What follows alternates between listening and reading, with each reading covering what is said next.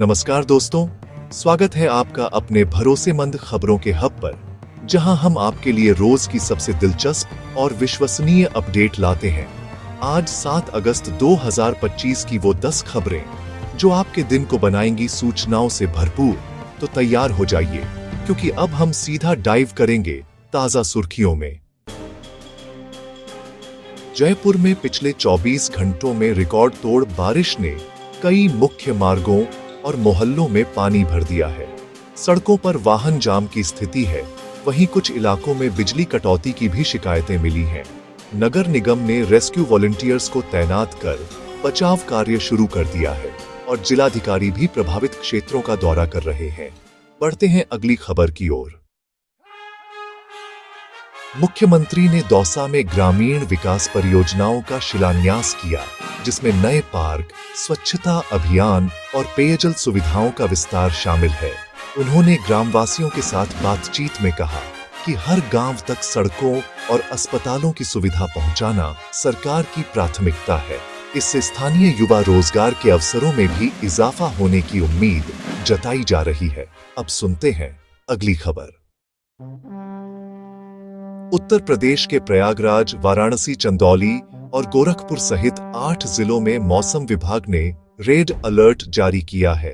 भारी बरसात और कभी-कभी तेज हवाओं के साथ बिजली गिरने की आशंका के चलते प्रशासन ने स्कूल, कॉलेज और लोकसभा मार्गों पर सावधानी बरतने की हिदायत दी है। नदी किनारे रह रहे लोगों को तत्काल सुरक्षित स्थानों पर स्थानांतरित करने के आदेश भी जारी किए गए हैं। आइए बढ़ते हैं अगले अपडेट की ओर। इस वर्ष यूपी बोर्ड की कंपार्टमेंट परीक्षाओं के नतीजे आधिकारिक वेबसाइट पर अपलोड किए गए हैं। जिन छात्रों का पहले परिणाम अनुकूल नहीं आया था, उन्हें यह एक और मौका मिला है। अंकतालिका में पास प्रतिशत में मामूली इजाफा देखने को मिला है। छात्र अपना रोल नंबर दर्ज करके परिणाम देख सकते हैं और यदि कोई गलती पाए तो बोर्ड हेल्पलाइन पर शिकायत दर्ज कर सकते हैं। तो चलिए सुनते हैं अगली खबर। मध्य प्रदेश सरकार ने लाडली बहना योजना के तहत दूसरी किस्त के साथ रक्षाबंधन पर अतिरिक्त 250 रुपए भी प्रदान किए, जिससे महिलाओं के खातों में कुल 1500 रुपए ट्रांसफर किए गए। इस योजना का उद्देश्य गरीबी रेखा से नीचे रहने वाली महिलाओं को आर्थिक रूप से सशक्त बनाना है। सामाजिक न्याय एवं अधिकारिता मंत्री ने इस लाभ से हजारों घरों में खुशियां लौटने का दावा किया है। चलिए अब सुनते हैं अगली खबर। विधानसभा सत्र में वित्त मंत्री ने स्टाम्प शुल्क में 400% तक की बढ़ोतरी का प्रस्ताव पेश किया, जिससे संपत्ति लेन देन पर कर लगेगा।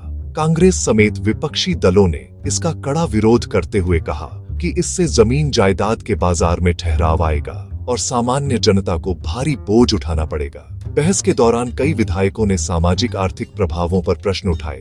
अब बढ़ते हैं अगली खबर की तरफ। तो सुनते हैं अगली खबर। बिहार सरकार ने राज्य भर के स्कूल शिक्षकों के बीच म्यूचुअल ट्रांसफर के लिए ऑनलाइन पोर्टल लॉन्च किया है।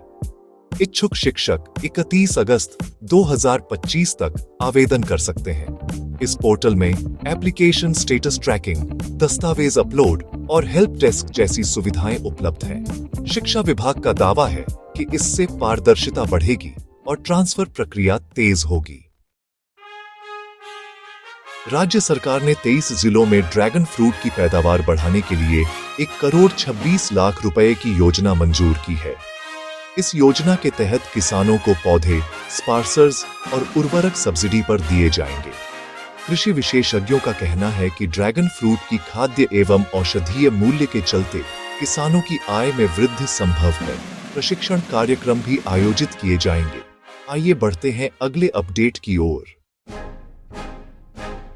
नई दिल्ली में आयोजित MS स्वामीनाथन शताब्दी अंतर्राष्ट्रीय सम्मेलन का उद्घाटन करते हुए प्रधानमंत्री ने खाद्य सुरक्षा और किसान कल्याण पर जोर दिया। उन्होंने वैज्ञानिक अनुसंधान, जैव विविधता संरक्षण और तकनीकी नवाचारों को बढ़ावा देने का आह्वान किया। यह सम्मेलन 3 दिन चलेगा, जिसमें देश विदेश के कृषि विशेषज्ञ भाग ले रहे हैं। अब सुनते हैं अगली खबर।